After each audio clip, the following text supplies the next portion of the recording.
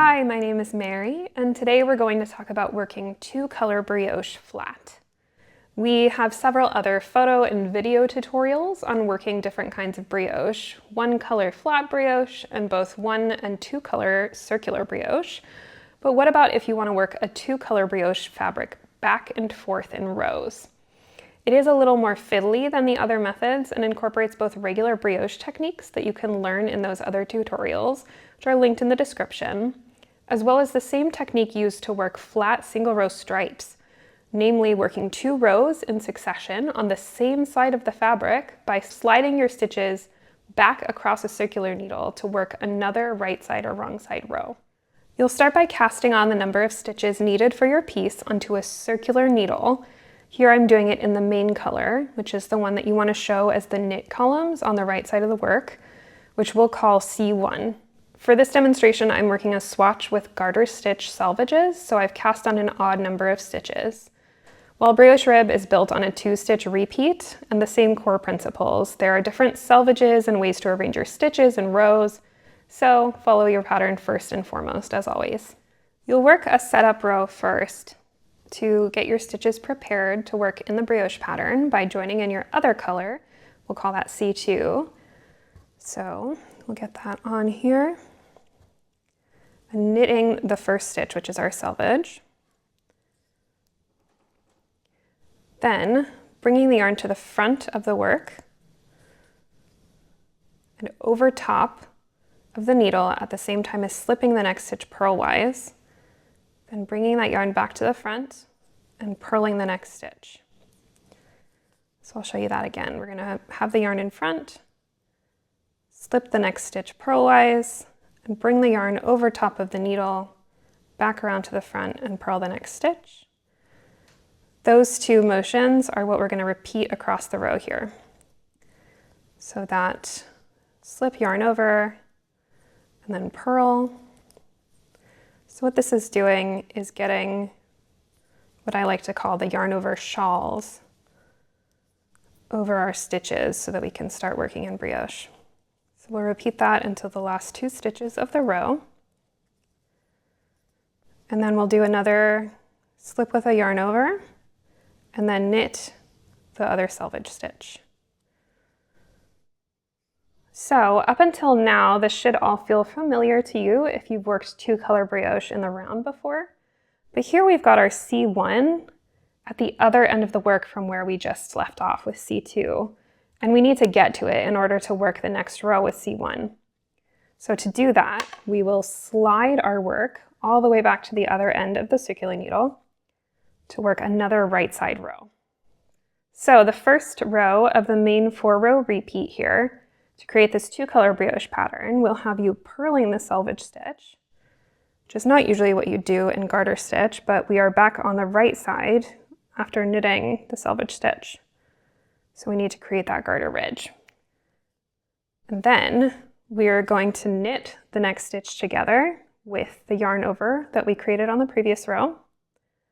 Then create a yarn over again over the next stitch. So we're going to slip that, bring the yarn over top, and then back around to the back. And then knit the next stitch together with its yarn over, slip the next stitch and yarn over. We'll repeat that brioche knit, which is what it's called when you knit a stitch together with its yarn over, and then slip yarn over across the row to the last two stitches. We will do a brioche knit again, and then purl the other selvage. So now we've got our yarns both on the same side again, so we can turn and work a wrong side row. So this next row we're going to work with C2. Again, we'll always be alternating rows between C1 and C2. And when we're crossing our yarns, you'll always want to be consistent in how you bring the lower color up. So on this swatch, I'm going to be bringing in the C2 up towards the right side from C1. So here it will be in the back. So I'm going to cross it behind it because the right side is that way, since we're on the wrong side. And now, to do our selvage, we are going to purl again to make that garter bump.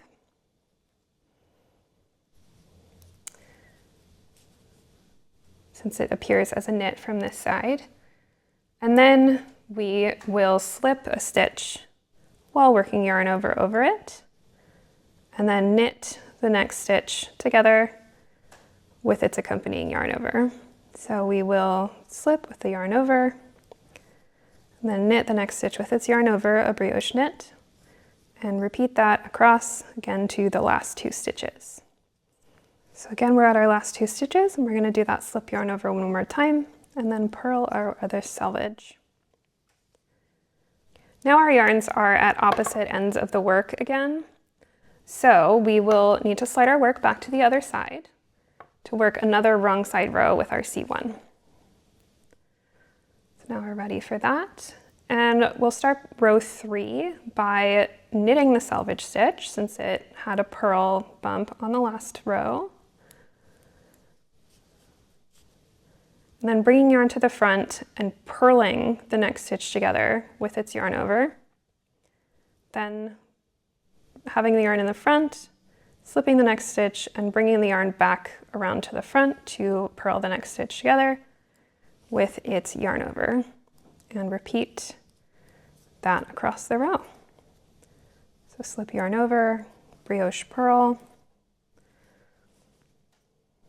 and you can sort of see here, since we're working with C1 and our last C1 stitches appear as purls here, we can tell that they will need to be purled on this row. So now we are at our last 2 stitches, so I'm going to brioche purl that second to last and then knit my selvage while trying to keep the C2 tight on there. There we are, row 3 worked. And now both of our yarns are at the left edge again, so we will turn and work a right side row with C2. So the 4th row of the pattern will be a lot like the setup row, except now there are yarn overs on the stitches that will be purled. So I'm going to bring my C2 up around towards the front of the C1 since we're on the right side. Then I'm going to knit my selvage stitch. And then work a slip yarn over with this stitch, so slip it, bring the yarn over top and then around to the back, and then purl the next stitch together with its accompanying yarn over. Again, the last C2 stitches are purls, so we know that we'll need to purl them this row. And then repeat that, slip yarn over and purl across to the last 2 stitches of the row. Now we're at the last 2 and we're going to do another slip yarn over and then knit the final selvage. So that was our row 4, and you can already kind of see the 2 color vertical stripes starting to appear in here in a very fun reversible way. And then now our yarns are at opposite ends again, so we will need to slide our stitch back to the other side of the needle to work the next row. But that are the 4 rows that you'll repeat to form the 2 color brioche pattern. And again, here's what the fabric looks like after more rows have been worked. We've got, this is the right side and this is the wrong side, but they both look equally as pretty. Just one color is more prominent on one side than the other. So once you've gotten the hang of it, you'll be able to read your knitting to see which stitches will need to be knit or purled with the current color depending on which side of the fabric you're on. As I mentioned in those last 2 rows, you just want to look at the stitches with the yarn overs over them and which color you're going to be working in them. Because you can see, like, this is a knit column, so the C1 stitches will need to be knit or vice versa. And there you have it. 2 color brioche worked flat. Happy knitting.